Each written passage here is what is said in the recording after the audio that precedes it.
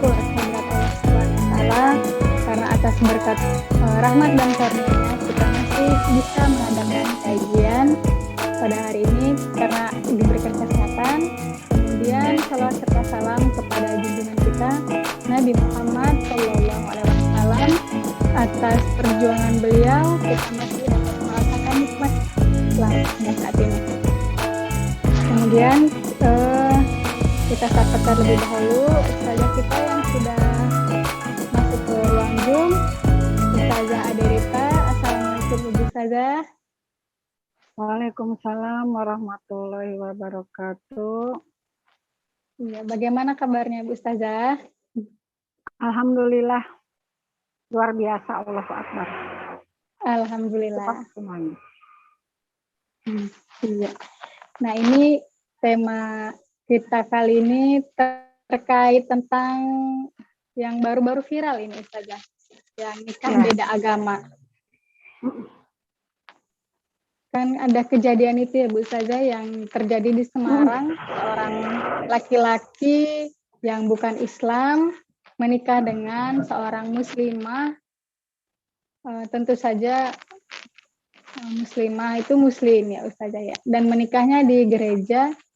Kemudian kalau dari segi agama sebenarnya bagaimana Islam memandang hal ini gitu ya Ustazah, karena kan berbeda agama.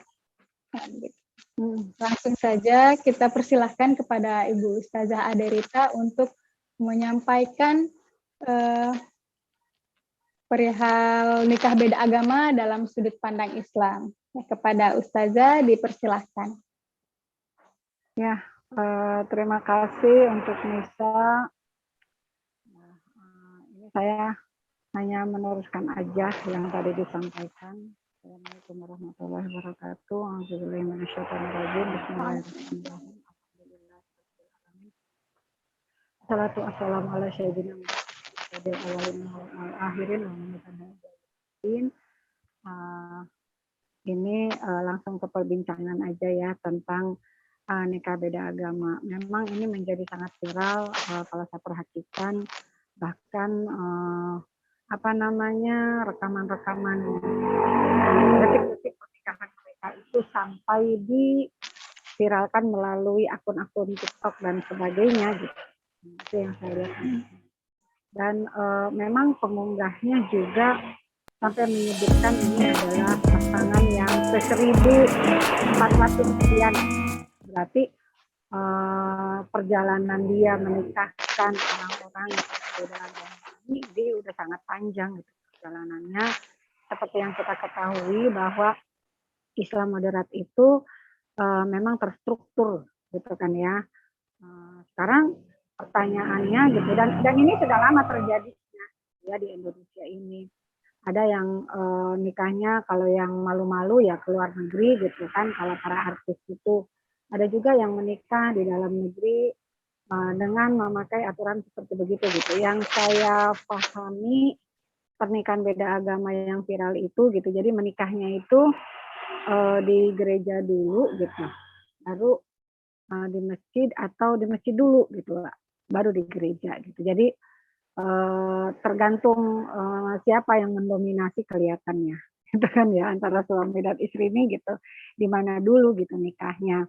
Nah sebenarnya dalam pandangan Islam bagaimana, karena yang menikahkan juga gitu itu disebutnya sebagai seorang yang mumpuni secara keilmuan gitu ya, secara keilmuan Islam, dan mereka bukan orang yang istilahnya kalau saya pinjam istilahnya Bu Ustazah Ira tuh Ustazah ecek-ecek atau Ustadz ecek-ecek itu bukan ya gitu. Jadi mereka tuh dari sisi akademisinya juga mumpuni gitu ya, gelarnya juga ada, dan dari sisi keislamannya juga mereka lulusan pondok pesantren dan sebagainya.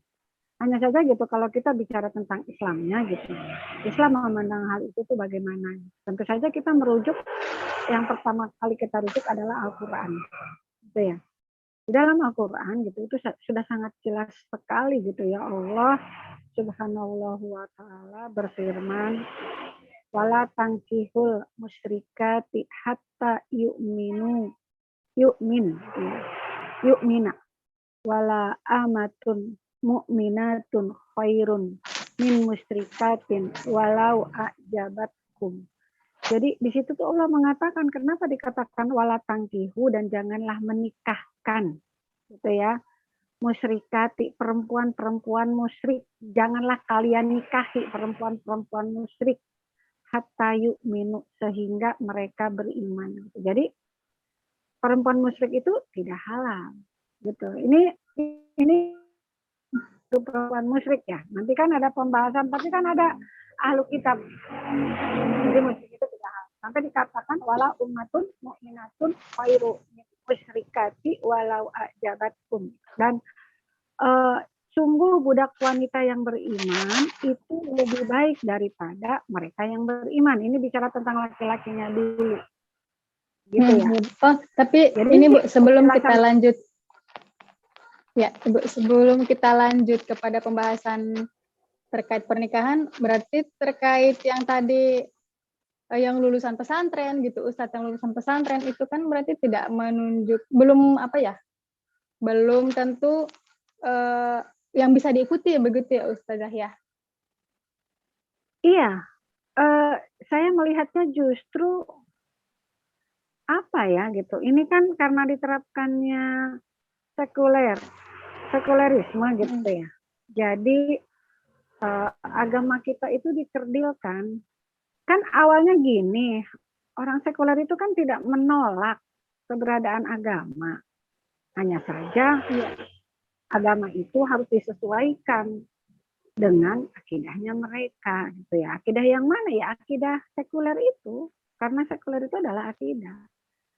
Kalau agama yang lain sih nggak masalah ya, ketika ditolak harus mengikuti akidah sekuler gitu, itu tidak masalah. Kenapa? Karena mereka juga tidak memiliki aturan yang jelas tentang kehidupan ini. Jadi urusan agamanya itu betul-betul hanya urusan yang bersifat dengan Tuhan saja gitu, urusan yang ibadah ritual gitu saja. Ibadah ritualnya saja, iya, religi dari sisi religiusnya saja gitu. Religius itu ya ibadah ritual itu gitu. Jadi di luar itu gitu, apakah hubungan dengan, jadi kalau hubungan kita dengan orang lain itu terkait dengan adab kesopanan yang berlaku di wilayah itu gitu. Hubungan kita dengan diri kita sendiri yaitu ya terserah orangnya gitu. Ini orangnya bagaimana, makanya kan nanti kita mengenal dari sistem sekuler itu gitu, ada keilmuan sosial itu berkaitan dengan manusia dengan manusia lainnya, ada ilmu-ilmu psikis gitu yang berkaitan dengan dirinya sendiri gitu. Jadi kita seberapa mengenal diri kita sendiri. Nah, ilmu-ilmu itulah gitu yang menjadi pemandu mereka ketika mereka ada di dunia ini, sehingga ketika dibenturkan dengan agama mereka gitu, ya mereka akan mengambil itu gitu kan, yang sosial dengan psikolog itu gitu, yang terkait dengan kejiwaan diri mereka itu. Jadi ilmu-ilmu itulah yang memandu mereka di dalam kehidupan ini. Jadi kalaupun misalkan ada masalah dengan sosialnya mereka gitu ya, dengan kalau dalam bahasa Arabnya disebutnya ijtimai gitu ya, interaksi gitu di antara mereka, ya itu dikembalikan lagi kepada tatanan sosial yang mereka sepakati yang mana. Itu kalau agama lain ya. Nah ini tentu saja berarti kalau misalnya saya sebagai orang awam gitu ya Ustazah, untuk mengikuti pendapat-pendapat para ustadz itu juga harus hati-hati gitu ya Ustazah ya. Iya, sangat. Karena terkadang kan karena kita mikirnya itu sudah dari lulusan pondok, kemudian akademisi gitu, dosen, kita mikirnya kan, wah mantep ini gitu ya, untuk diikuti gitu ya Ustazah ya. Ya. Tidak semua ya Ustazah, harus kan? Hati-hati juga ya. Harus hati-hatinya di situ, sehingga kalau saya tuh kenapa umat Islam sampai terjebak seperti itu gitu, karena memang di dalam sistem sekuler itu paham-paham materialisme juga kan mengikuti ya. Gitu. Jadi sesuatu yang sifatnya yang kelihatan oleh matanya itulah yang menjadi pandangan bagi dirinya. Gitu. Jadi sulit bagi mereka untuk bisa berpikir bahwa oh di balik pintu itu ada apa. di balik buku ini ada apa gitu. Enggak, mereka sulit untuk memahami itu. Kenapa sampai seperti itu? Ya karena apa namanya? Mereka hanya melihat sesuatu itu berdasarkan lahiriahnya saja. Oh, lahiriah begitu berarti ini. Oh, kayak gitu. Gitu. Makanya kalau mereka nanti bertemu dengan orang Islam gitu ya. Wajar kalau mereka lantas mengatakan kita itu seperti dukun. Gitu ya. Saya sering sekali tulis dibilangin kayak dukun, ada mah kayak dukun gitu. Karena kalau mau pemilu itu ya saya suka nembak yang menang mesti ini deh Bu gitu kan. Waktu pemilihan gubernur juga gitu. Kalau ini gitu Umu Iksan ininya ke siapa gitu. Saya sih nggak memihak kepada siapa-siapa, tapi saya bisa menduga yang menang mesti ini gitu. Nanti dia nanya kok gitu, ya lihat aja gitu kan gerak politiknya begini cara-caranya dia gitu. Insya Allah gitu ya. Ya dengan kehendaknya Allah dia mesti yang menang. Nah ketika menang itu mereka, oh kamu tuh kayak dukun loh gitu bisa tahu kayak gitu. Jadi saya bilang sebenarnya kan itu sesuatu yang menurut saya bukan sesuatu yang gelap banget gitu kan ya. Karena kan kita kan bisa melihat langkah-langkah politiknya. Oh begini. Sama dengan ketika kita membaca apakah meskipun dukungan umat sebanyak itu kalau bukan Antek bagaimanapun nggak akan pernah bisa jadi. Atau misalkan ada anak Antek pengen jadi menggantikan posisi bapaknya jadi Antek itu secara hukum sekuler itu nggak mungkin gitu ya. Kenapa? Karena ya kita kan memahami dalam sistem politiknya mereka gitu ya, bukan berdasarkan keturunan gitu, bukan berdasarkan ini mumpuni atau tidak. Kalau Antek itu biasanya gitu ya cukup satu aja yang dipegang, tidak keluarganya lantas yang gimana, kecuali bila gitu ya dia memiliki kecakapan khusus yang di atas rata-rata itu bisa saja gitu terjadi regenerasi, tapi itu sulit kecuali dalam sistem monarki gitu. Jadi kelihatan lah nanti langkahnya. Iya. Jadi kategori yang kita kembali ke yang tadi saja ya, pernikahan antara laki-laki dan perempuan dalam Islam itu bagaimana sebenarnya Ustazahnya? Silahkan dilanjut Ustaz. Kalau sebenarnya kan kalau di dalam Islam orang laki-laki dengan perempuan nikah gitu ya, itu kan sebenarnya kalau dalam Islam itu bukan sekedar kontrak cinta antara engkau dan aku suka menikahlah kita gitu kan, bukan hanya itu, tapi kontraknya itu adalah engkau dengan aku gitu, maukah kita saling bersatu karena kecintaan kita kepada yang menciptakan kita gitu kan ya. Dan itu adalah kontrak ibadah seumur hidup sampai yang menciptakan si suami dan yang menciptakan istri ini mengatakan game over gitu. Game over itu bisa dengan perceraian, bisa juga dengan salah satunya meninggal gitu kan ya. Selesai itu kontrak itu, ya kan? Nah itu yang harus dipahami dulu dari awal pertama sehingga gitu ketika kita itu kan kadang-kadang suka itu ya Nis, terbuai dengan jargon. Perbedaan itu menyatukan katanya gitu ya. Perbedaan itu menyatukan seolah-olah memerangi LGBT yang selalu pengen samaan, laki-laki sama laki-laki, perempuan sama perempuan. Nah ini laki-laki sama perempuan gitu kan beda. Nah, itu menyatukan. Kalau pandangan orang awam kan begitu. Ternyata dalam pandangan orang moderasi perbedaan yang dimaksud adalah keyakinan. Jadi beda itu nggak apa-apa. Dan mestinya itu tidak harus memisahkan gitu. Tapi itu kan suatu jargon yang menurut saya gitu. Itu menipu dan halu menipu dan apa namanya tuh bisa jadi racun gitu buat anak-anak muda hari ini. Gitu apalagi apa namanya seolah-olah cinta itu sesuatu yang harus diagung-agungkan, cinta dalam tanda kutip ya. Tanda kutip dalam artian menurut saya sih yang cinta yang dimaksud adalah terkait dengan nafsu, bukan cinta yang hakiki. Karena ya itu tadi ketertarikan seseorang itu gitu diapresiasi dalam bentuk oleh orang-orang moderasi itu dalam bentuk pernikahan beda agama ini. Jadi kecintaan seseorang tidak harus dihalangi karena perbedaannya. Sampai sampai dibikin lagu kan bahwa Tuhan itu satu gitu. Kita saja Iya. yang tak sama gitu kan. Saya tuh mikirnya ya kali Tuhannya satu. Kalau namanya beda-beda ya berarti kan Tuhannya menurut mereka banyak gitu kan. Mereka kan Iya. suka ikutan sama kita karena ada ketuhanan yang maha esa di dalam Pancasila itu kan ya.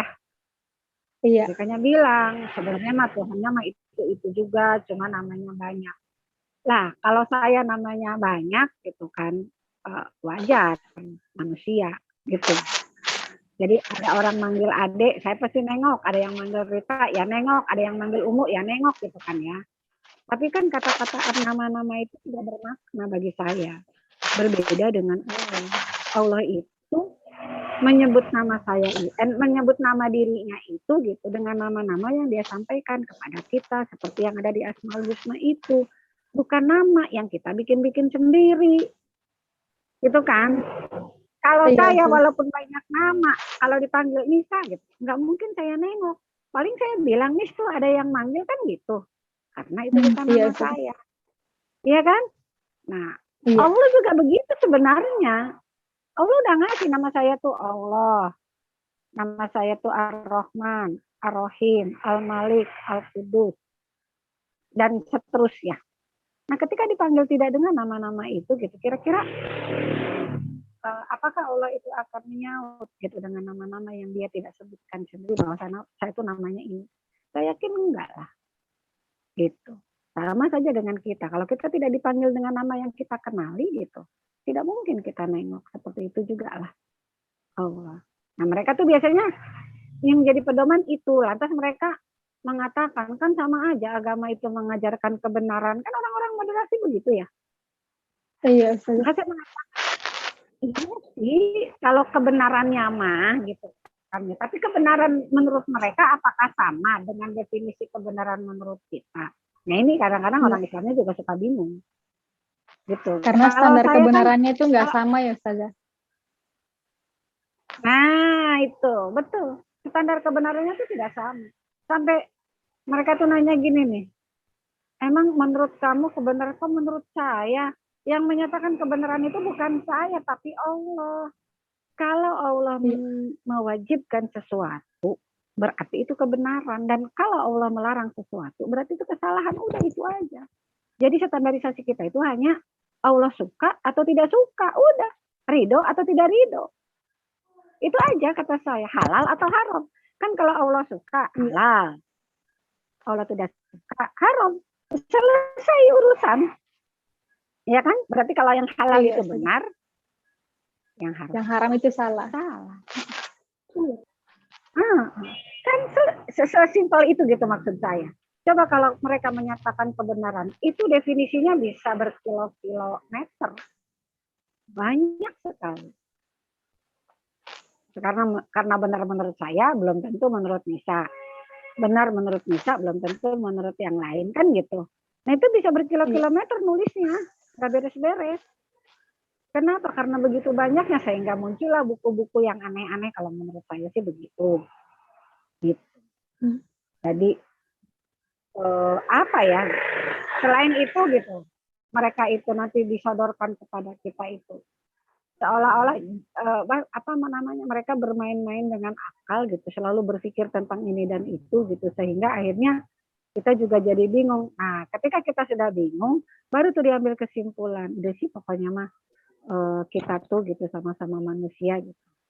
Sama-sama saling menghormati, menghargai. Akhirnya dituntutlah toleransi yang dalam definisi mereka artinya gitu, kita itu harus nurut dengan apapun yang mereka lakukan dan harus ikut dengan keagamaan yang mereka lakukan. Akhirnya benarlah seperti yang dikatakan oleh Nabi Muhammad Shallallahu Alaihi Wasallam bahwa umat Islam itu akan mengikuti, gitu kan ya, orang-orang Yahudi dan Nasrani itu selangkah demi selangkah, gitu kan, sedepa demi sedepa, sampai mereka masuk pelubang biawak pun kita ikut masuk ke dalamnya. Gitu.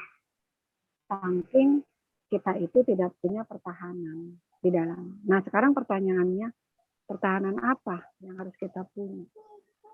Salah satunya yang harus kita punya adalah keimanan. Keimanan yang bagaimana? Karena mereka juga orang beriman. Mereka tuh suka bilang gitu loh, Nis, ke aku. Mereka juga kan beriman. Iya, kalau dari berimannya sih iya, mereka beriman. Cuma pertanyaannya, apakah mereka mengimani Tuhan saya? Kalau saya jelas mengingkari Tuhan mereka. Jadi kalau mereka bilang saya kafir terhadap Tuhannya, nggak apa-apa dibilang oleh kafir oleh mereka. Sekarang mereka juga kafir, tapi Tuhan itu harus jelas. Kalau mereka nanya lagi seperti apa sih keimanannya orang Islam itu? Lihat aja di surat Al-Baqarah ayat 3, 4. Itu kan jelas ya. Di surat Al-Baqarah itu kan. Jadi kalau di ayat 2-nya itu apa sih namanya? Allah itu meminta kita untuk menjadikan Al-Qur'an sebagai hudan, gitu kan. Maka di ayat ketiganya kan Allah menjadikan alladzina yu'minuna bil ghaib. Itu tuh mengimani sesuatu yang ghaib. Yang ghaib itu apa? Allah. Allah itu zatnya ghaib. Kenapa? Karena kita tidak akan mampu untuk mengindra zatnya. Yang ghaib itu hari kiamat. Itu ghaib. Kan kalau berkaca ini ya Ustazah, kalau yang berkaca terkait kasus yang menikah beda agama itu kan mengambil, menerjemahkan dan menafsirkan ayat itu dari Al-Baqarah ayat 221 ya Ustazah. Yang di situ kan tertulis menikah dengan ahli kitab. Nah, ahli kitab itu kan yang seperti apa gitu ya Ustazah ya? Iya, mereka itu mengatakan menikah dengan ahli kitab. Ya, ahli kitab itu sebenarnya kalau ditanya ahli kitab itu ada nggak sih faktanya? Ahli kitab itu kalau zaman dahulu itu masih ada faktanya. Jadi ini ada dua pendapat nih terkait dengan ahli kitab ini. Ada ulama yang menyatakan bahwa hari ini tidak ada ahli kitab. Ya, mereka mengatakan dalil itu berdasarkan bahwa di zaman Rasulullah ahli kitab itu masih ada. Kenapa masih ada? Karena kitab-kitabnya mereka itu masih digenggam, meskipun banyak yang diselewengkan di dalam. Ya seperti Waraqah bin Naufal misalkan. Jadi mereka itu kan ahli kitab. Ada. Gitu. Adapun pengingkaran mereka itu, gitu, itu terjadi setelah setelah sesudahnya, lebih ke abad-abad pertengahan sekarang. Sehingga mereka mengatakan ahli kitab itu sekarang tidak ada faktanya. Karena jikapun mereka beriman terhadap kitab Taurat dan Injil, kitab Taurat dan Injilnya sudah tidak murni. Gitu. Ini menurut sebagian para ulama. Sehingga kalau dikatakan kitabnya itu tidak ada, dibilang ahli kitab itu tidak ada, ya karena memang Injil dan Tauratnya udah dipalsukan gitu, menurut sebagian mereka. Nanti sebagian lagi mengatakan ahli kitab itu masih ada, karena kitab dan Tauratnya juga masih ada. Disebut kitab dan Taurat di dalam Al-Quran juga masih ada. Sehingga nanti ulama yang pertama itu yang mengatakan sudah tidak ada itu, dia bilang, iya kali masih ada gitu kan ya, karena penentangan mereka terhadap umat Islam juga jelas. Sehingga Rasulullah mengatakan, Pak, disebut ahli kitab itu karena mereka disodorkan kitabnya mereka. Terus Rasulullah itu kalau di surat Al-Baqarah dan Al-Imran itu sampai mau bermubahalah. Apa tuh? Mubahalah. Nah, mubahalah. Bermubahalah terhadap mereka. Dan mereka nggak mau kan? Mereka nggak mau. Nah, inilah yang disebut dengan ahli kitab. Itu menurut sebagian ulama yang menyatakan ahli kitabnya tidak ada. Sementara yang mengatakan ada itu tetap ada, walaupun Injil itu sudah dirubah, sudah apa tetap ada. Nah, pertanyaannya, apakah boleh menikah dengan ahli kitab? Gitu kan ya, dengan dalil surat Al-Baqarah tadi. Buat laki-laki mungkin iya. Ya, buat laki-laki mungkin iya. Laki-laki Muslim. Karena perbedaan itu tadi kan ya. Ada perbedaan dua ulama itu. Bisa jadi iya, gitu. Tapi kalau saya gitu, itu lebih berat kepada yang kedua. Kenapa? Karena gitu kan ya. Pada hari ini nih gitu. Itu yang hak yang dan yang batil itu sulit untuk dikompromikan seperti waktu zaman Nabi. Kalau saya melihatnya begitu. Jadi kalau saya lebih setuju kepada yang kedua gitu, menyatakan bahwa ahli kitab itu tidak ada. Sehingga menikahi mereka pun menjadi sesuatu yang haram. Gitu. Apalagi sampai Allah mengatakan gitu kan, wala amanatun mukminatun khairu min musyrikat, gitu kan, bahwa budak wanita itu yang mukmin, yang mukminah itu lebih baik, dikatakan khairun, itu lebih baik min musyrikati, daripada wanita yang musyrik. Gitu. Termasuk di dalamnya ahli kitab itu, karena ahli kitab itu juga bagian orang musyrik. Kenapa? Karena dia ingkar terhadap Allah dan Rasulullah. Kalau Allah dan Rasulullah diingkari namanya apa? Musyrik kan? Musyrik. Iya. Jadi kembali lagi ke definisi yang ya ayyuhalladzina qul ya ayyuhal kafirun. Nah, kafirun itu apa? Kafir dari kata ingkar. Kan kafaro. Kalau ditambahin mim menjadi mungkarat kan, gitu. Musyrik juga sama dari kata saroka. Kalau ditambahin mim jadi musyrik. Musyrik itu orangnya, saroka itu perbuatannya. Dia syirik, mensyirikkan Allah, mendoakan Allah. Perbedaan syirik dengan ingkar apa sih? Sama-sama. Yang satu mengatakan Tuhannya lebih dari satu, yang satu mengatakan nggak ada Tuhan Allah itu. Nggak ada tuh Tuhan tuh, nggak ada. Muhammad, nggak ada tuh Muhammad. Muhammad itu siapa? Kan gitu. Itu orang-orang musyrik dan orang-orang ingkar itu seperti itu. Nah sekarang, kalau mereka sama-sama, berarti kedudukannya sama. Kalau bahasannya itu, apa ya? Ulaika hum syarrul bariyah. Syarrul, seburuk-buruknya. Gitu ya. Seburuk-buruknya makhluk, seburuk-buruknya ciptaan mereka itu. Gitu. Jadi menikahi mereka itu jauh dari kata kebenaran, karena Allah sudah mengatakan wala tangkihu, jangan menikah. Ini buat laki-laki. Bagaimana buat perempuan? Maka Allah sudah mengatakan bahwa janganlah kalian nikahkan. Gitu kan ya. Wala tungkihu, kalau dikatakan wala tungki, ya, wala tungki musyrikin, laki-laki musyrik gitu ya, sebelum beriman. Perempuan muslim itu harus nikahnya dengan muslim. Kalau kondisinya kan sekarang itu sebentar nih, ada yang manggil Abi. Iya, Ustaz. Ya, jadi wanita muslim itu gitu ya, mau pakai kerudung, nggak pakai kerudung, pergi ke gereja, dinikahkan, sama aja, nggak ada perbedaannya. Itu mereka nikah. Statusnya apa? Statusnya sama saja mereka dengan berzina seumur hidup. Berzina seumur hidup seperti apa? Seperti orang kumpul kebo ketahuan nggak pakai baju gitu kan ya, ngumpul di sebuah kandang gitu kan, kita tahu itu kan ya. Nah ini ada manusia pakai kerudung, ditutup auratnya, nikah di gereja, posisinya sama. Bahkan dikatakan ulaika kal an'am.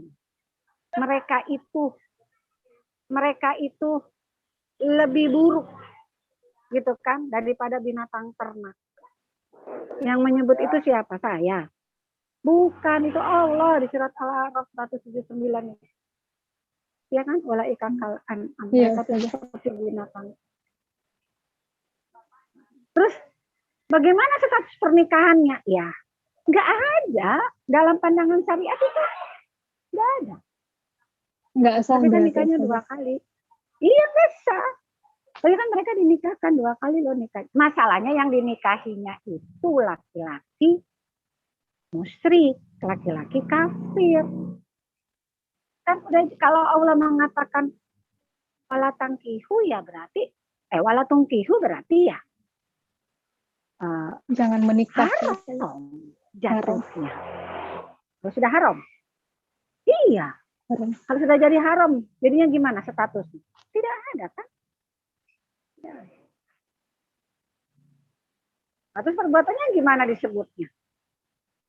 Kan mereka merasa sudah sah, lantas mereka berhubungan. Lah, berhubungan suami istri kan gimana judulnya? Ya zina. Zinanya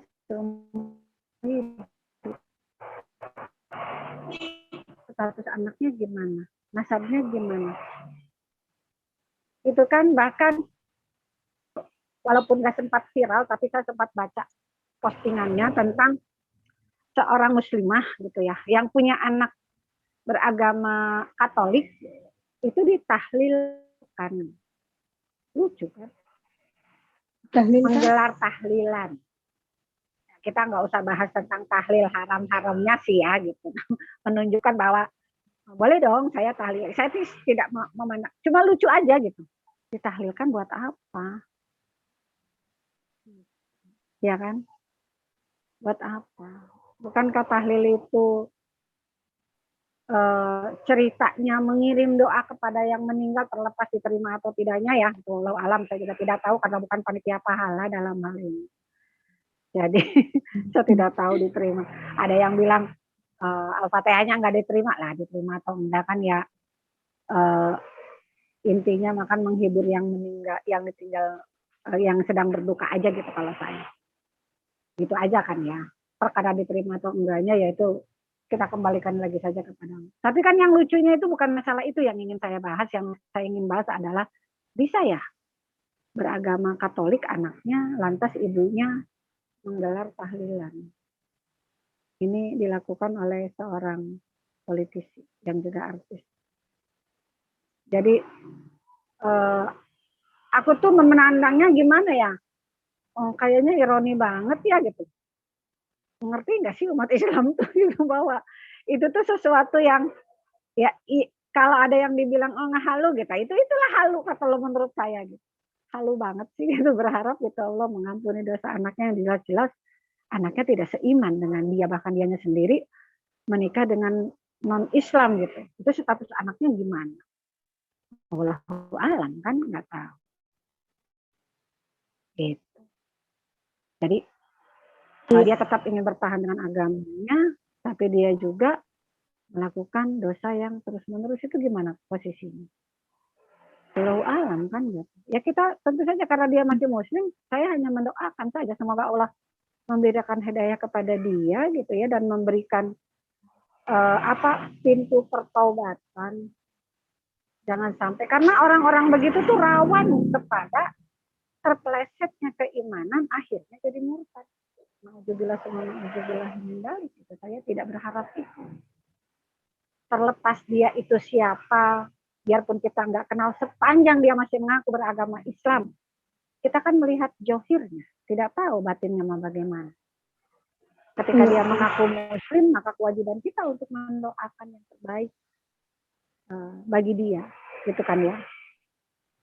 Mau kejolimannya bagaimana ya semoga Allah membukakan pintu maaf dan hidayah kepada dia, pintu pertaubatan kepada dia gitu. Dan ya sebagai orang Islam tentu saja kita mendoakan yang baik-baik kan ya gitu. Semoga itu walaupun gitu kadang-kadang ya, punten gitu, bukan bermaksud bahwa seolah-olah kita ini merasa suci sendiri, bersih sendiri, enggak gitu. Cuma maksudnya ya lucu aja gitu, sesuatu yang sudah disyariatkan oleh Allah seperti itu gitu, lantas dia melakukannya seperti begini, mengikuti pola pikirannya yang itu sama sekali jauh dari syariatnya Allah gitu. Nah itu yang kita sayangkan gitu ya.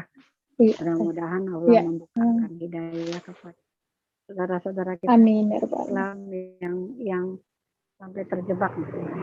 Bagaimana dengan yang yang apa tuh tadi tuh yang akhirnya menjadi viral itu ya, karena dia memposting di Facebook kan ya, yang katanya sudah menikahkan 1.300 sekian, 1.400 sekian pasangan.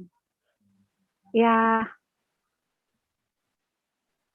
wallahu alam ya, saya bingung juga gitu ya, kecuali hanya mendoakan, balik lagi hanya mendoakan, wallahu alam, mendoakan semoga Allah memberikan apa namanya, hidayah gitu, menyadarkan dia. Atau yang kemarin tuh di saya nontonnya di YouTube soalnya ya, bukan di TV. Marah-marah gitu kan sama Ustadz Ismail gitu. Wah, ya, kan dia katanya kita tuh Islam, sama-sama Islam katanya. Tapi kan katanya kalau Islamnya saya katanya begini-begini gitu kan ya. Sementara Islamnya kamu tuh kan kayak gitu ya. Masya Allah, dia tidak tahu gitu bahwa kata-katanya dia itu akan berbalik kepada dirinya. Ya, baik ya, Saya Ustazah. jadi ingat soal doa Hapunten itu. Ustazah, karena waktunya sudah tinggal sedikit lagi, mungkin ada dari Oh iya, yang sudah ada di Zoom ini, mungkin ada yang ingin bertanya. Tapi sebelum itu ya, karena ada kendala di YouTube kan, tadinya mau streaming ya Ustazah sama YouTube. Karena ada kendala, jadi YouTube-nya tidak bisa tampil, sehingga hanya ada Zoom saja. Mungkin nanti setelah ini rekamannya akan di-upload ke YouTube gitu. Ini sudah ada peserta di Zoom, ada 8. Monggo ibu-ibu jika ada yang ingin bertanya terkait pembahasan kali ini tentang nikah beda agama. Ya, kalau dari syarat nikah sendiri terkait rukun sama syaratnya ya Ustazah. Kalau dalam Islam itu seperti apa ya Ustazah? Kalau syarat nikah itu sebenarnya simpel aja sih. Ya, ada mempelai. Tentu saja kalau nikah itu harus ada mempelainya, laki-laki dengan perempuan ya, bukan tidak sama dengan yang digagas oleh LGBT ya. Karena kan sekarang saya lihat LGBT juga riuh ngadain pernikahan gitu. Saya bingung itu nikahnya di mana gitu dan bagaimana caranya nikah gitu kan ya. Itu saya juga bingung. Kan kira-kira siapa tuh yang nikahin?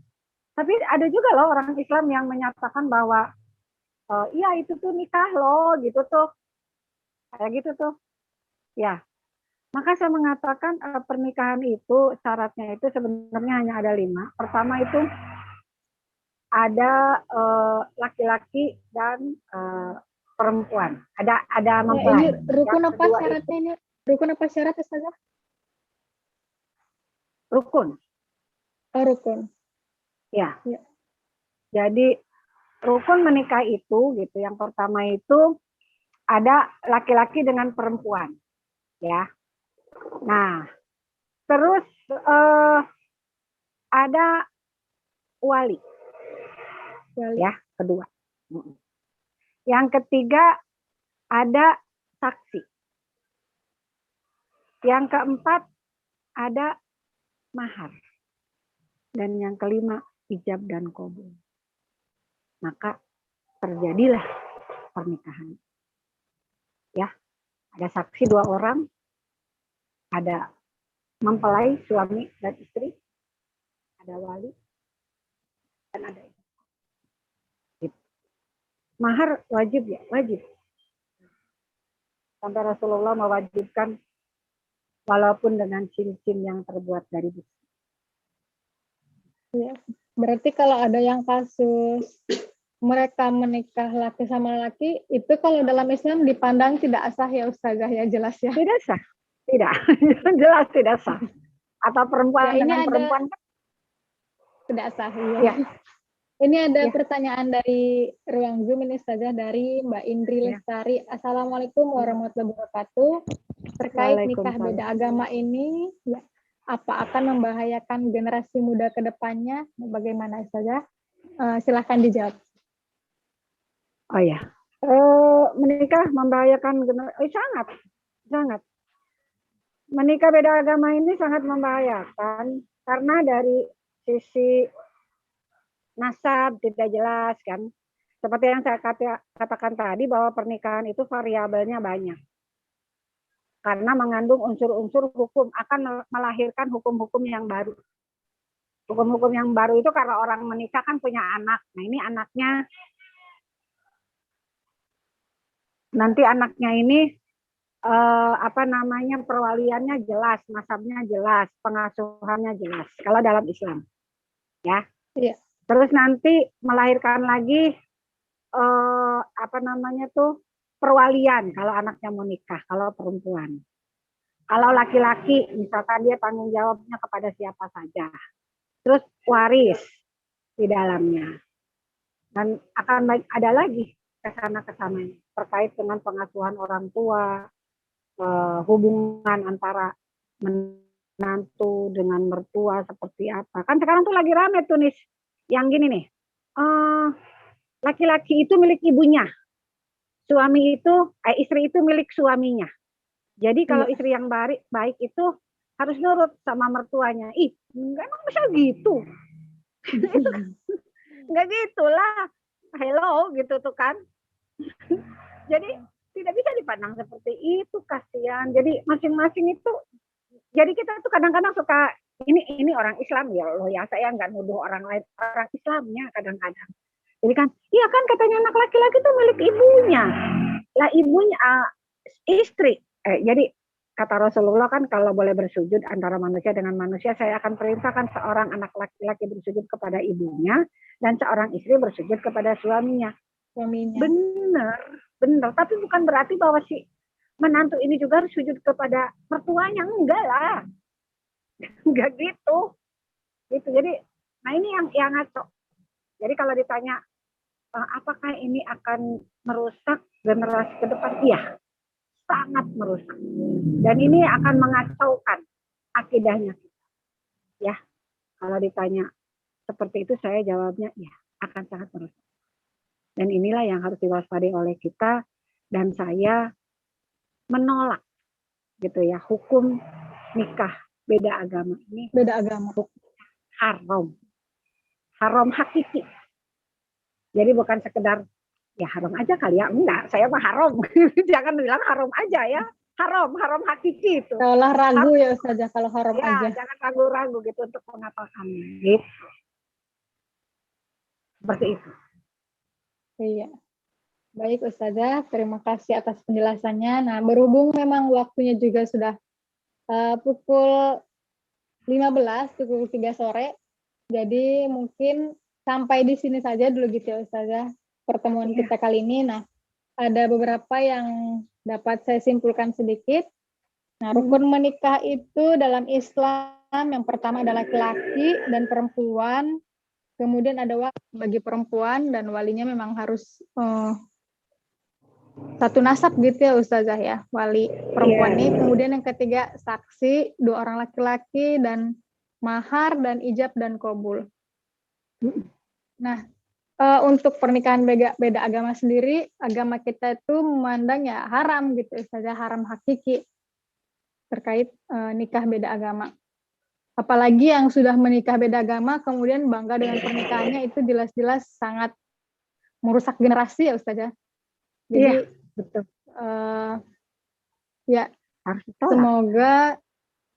Semoga kita masih dapat berjumpa di pertemuan kajian selanjutnya. Kita tutup pertemuan ini dengan mengucapkan hamdalah, istighfar, dan doa penutup majelis. Alhamdulillahirrahmanirrahim. Astagfirullahaladzim, astagfirullahaladzim, astagfirullahaladzim. Subhanakallahumma wa bihamdika asyhadu an la ilaha illa anta astaghfiruka wa atubu ilaik. Saya ucapkan terima kasih jazakumullah khairan katsiran kepada ustazah yang sudah berkenan hadir dan kepada para peserta yang ada di ruang Zoom. Dan segala hilaf dan salah mohon dimaafkan. Semoga yang baik-baik kita dapat amalkan. Kita tutup dengan wassalamualaikum warahmatullahi wabarakatuh. Waalaikumsalam warahmatullahi wabarakatuh. Saya juga mohon maaf.